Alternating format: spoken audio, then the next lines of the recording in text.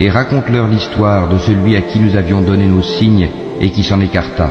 Le diable donc l'entraîna dans sa suite, et il devint ainsi du nombre des égarés.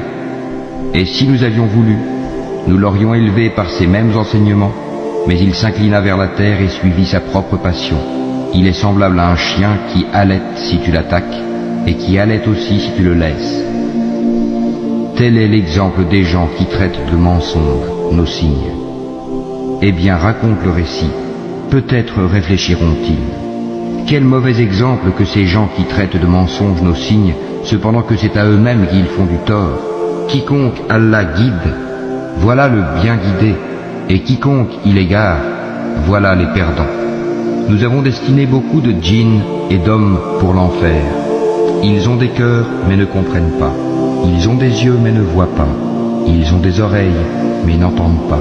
Ceux-là sont comme les bestiaux, même plus égarés encore. Tels sont les insouciants. C'est à Allah qu'appartiennent les noms les plus beaux. Invoquez-le par ces noms et laissez ceux qui profanent. Ces noms, ils seront rétribués pour ce qu'ils ont fait.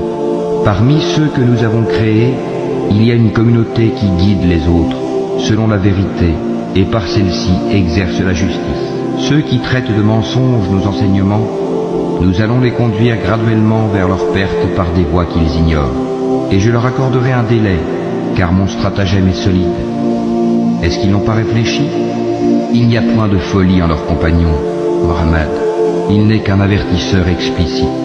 N'ont-ils pas médité sur les royaumes des cieux et de la terre, et toutes choses qu'Allah a créées, et que leur terme est peut-être déjà proche? En quelles paroles croiront-ils après cela?